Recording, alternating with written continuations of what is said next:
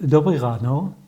I'm very pleased to be here, at least virtually, at the Feuerstein Instrumental Enrichment FIA Conference in Prague, 22 October 2021, in which we honor and discuss among mediators and teachers of the system, the Feuerstein system, invented by Dr. Reuben Feuerstein. Now, some of you may remember the first voyage of Sinbad the Sailor from the Arabian Nights. Sinbad has set sail from the Persian Gulf port of Basra, seeking fame and fortune. His cargo of trading goods are packed away in the hold of the ship. At one point during the voyage, Sinbad, together with his fellow travelers, descends from the ship to picnic on a small island in the middle of the sea. Those picnicking light fires to cook their food and relax in comfort. Suddenly, however, the island moves. It turns out not to be an island at all, but a giant sleeping sea monster, or perhaps a whale, awakened by the heat of the campfires. Everyone is thrown into the churning sea, while, to escape the danger of being sucked into the depths as well, the ship flees, leaving behind all the remaining passengers. This story calls to mind what has happened to us during this time of the coronavirus. A moment before the pandemic hit, we lived freely, taking part in the lighthearted, individualistic, and materialistic hedonism that largely characterizes the society in which we live. Then, however, we were all cast into a sea of uncertainty and even danger. Do you remember any previous moment when our values and our lives were put so much in jeopardy? Let me invite you to reflect as well on how the modern evolution of our economy and society has affected not only the way we work and live, but also the elements that make up our character. If we look at traditional skilled craftsmanship, we can choose bootmaking as an example. What stands out to my mind is just how painstakingly methodical such work used to be. Let us consider just a few of the multiple steps involved. Choosing the leather hides, tanning and curing them, measuring the client's dimensions, designing the pattern, cutting the leather, connecting the parts, attaching the soles and the heels. Conducting yourself successfully in this way requires, moreover, acquiring the following character traits: a knack for observation, an ability to concentrate, an attention span worthy of the name, an individual sense of responsibility, patience and diligence, conscientiousness and orderliness, steadfastness and reliability, as one follows a step-by-step approach. Do you see any room here for impulsiveness, for spontaneously jumping from one thing to another? In such a world, any expression of creativity has to be founded on careful planning. Moreover, the very nature of the process systematically delays the craftsman's sense of satisfaction and gratification. The thought, and it is one that reoccurs in any discussion of the Feuerstein approach, is that by behaving in such a manner, we actually inculcate into our character the required traits.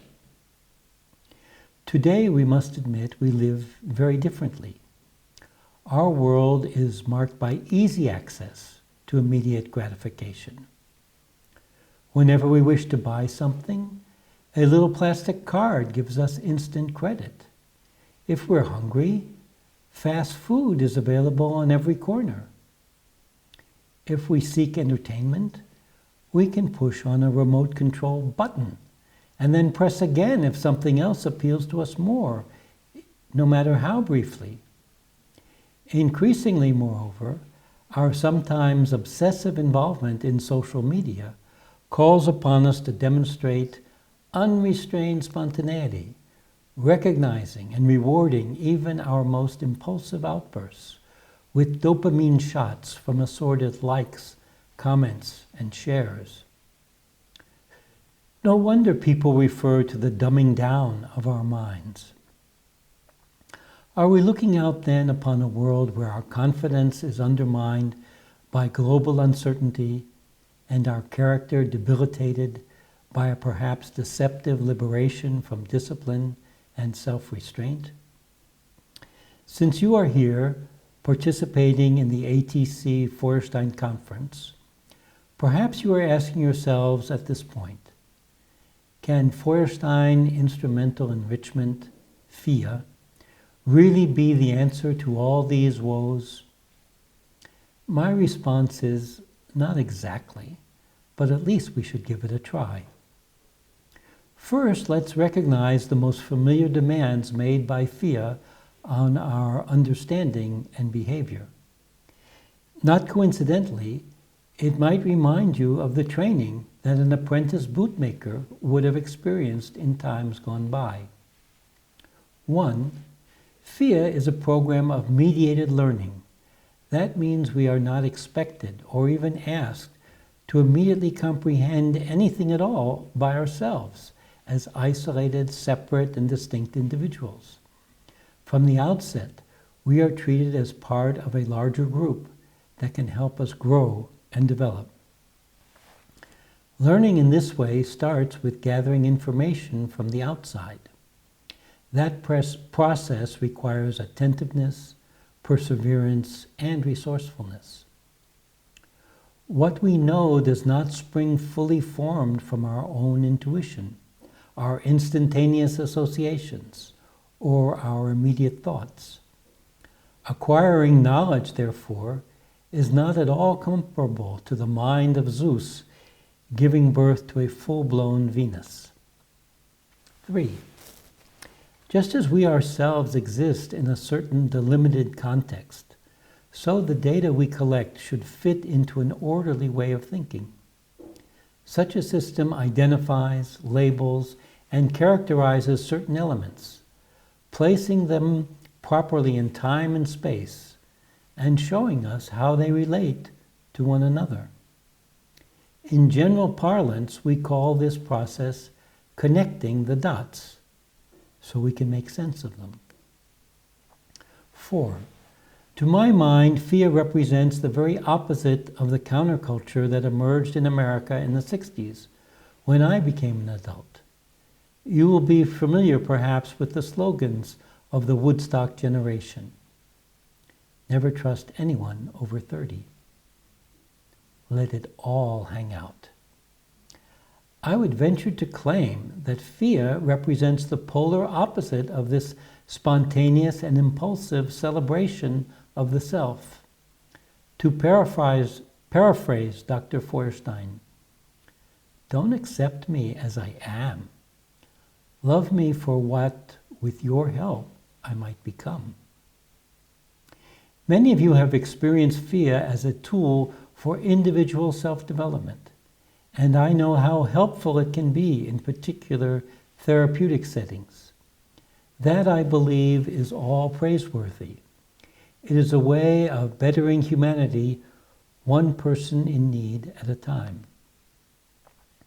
In carrying out the philanthropic work that I do on behalf of a family foundation in Milwaukee, Wisconsin, Bader Philanthropies Incorporated, I emphasize, however, the capabilities of FIA as a tool for social change.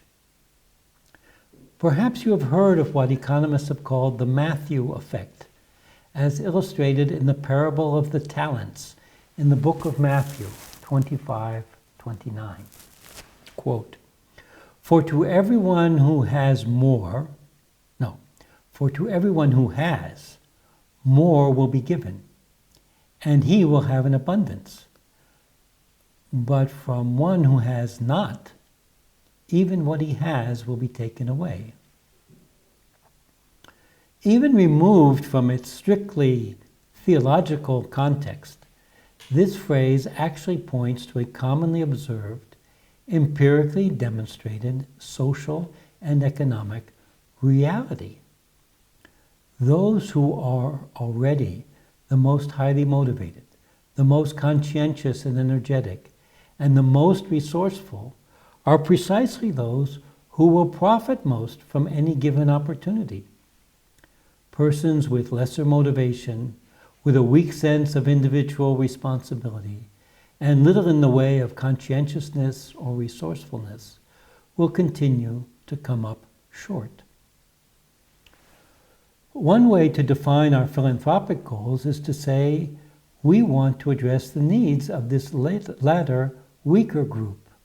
So together with Dr. Eva Vanyova, Andrei Visopal, their colleagues, and others like them, we have been working through FIA to strengthen the thinking habits and cognitive abilities of different groups, such as children in largely Roma elementary schools in the Czech Republic and Slovakia, young people with mental and physical disabilities, youth in children's homes,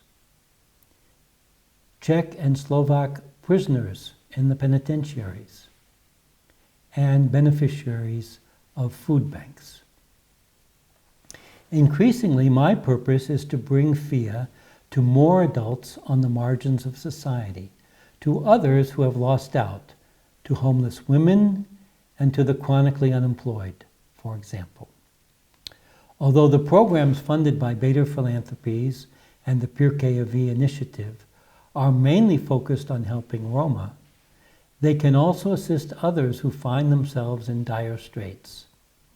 The challenge before us is to figure out how can FIA best be brought to such individuals. It can be a daunting challenge. In this respect, let me share with you the story of a visit to a largely Roma school near Bratislava in the town of Plavatsky Svirtok, which means Swimming Thursday.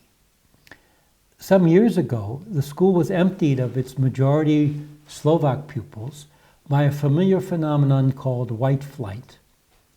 By instituting a special German language program, however, the principal was able to attract some of those children back to the school. She also introduced FIA.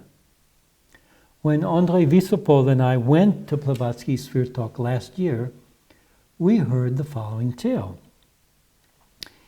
A year or more before, a handful of Roma women had approached the school asking for work as cleaners. The principal said, "I have all the cleaners I need.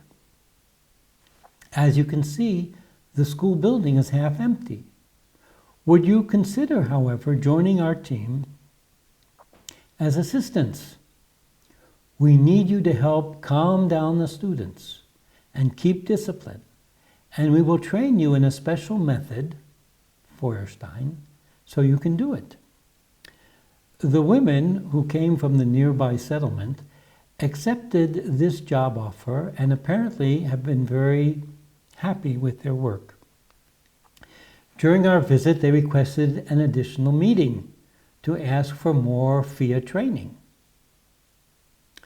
When we met, I inquired how were they viewed in their osada, their settlement, which I was told is rather well known for the many quarrels and fights that take place there.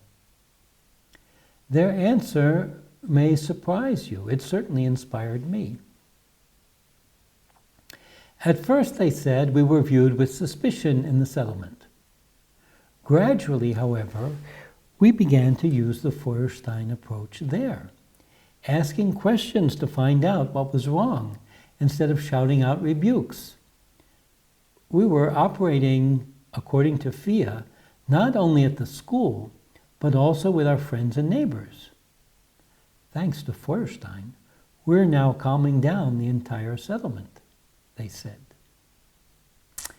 Except that a year and a half later, we're obliged to recognize that external realities are often, if not mostly, less amenable to change than we want to think.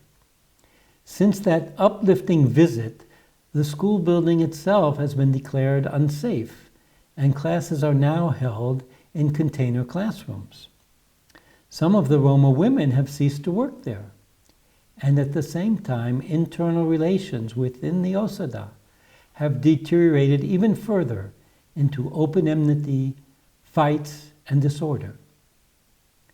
Success with FIA requires, it turns out, like so much else in life, on having a stable and supportive environment. For better or worse, everything really is connected. Let us return to our intrepid traveler. Sinbad, finding himself thrown into the maelstrom, manages to climb onto a wooden water trough floating nearby, and with great difficulty paddles to safety. Not for the last time in his journeys, he is the only one to survive catastrophe. Throughout this tale from the Arabian Nights, the main character uses his powers of observation, his natural sense of self-restraint, and his sharp wits to size up and overcome one perilous situation after another.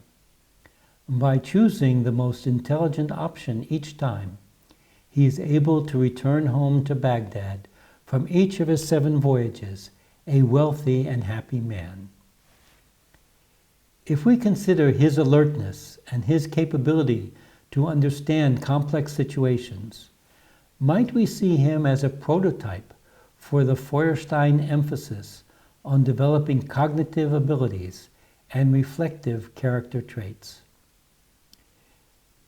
These various philanthropic projects in the Czech Republic and now Slovakia constitute our own travels in a sea of uncertainty.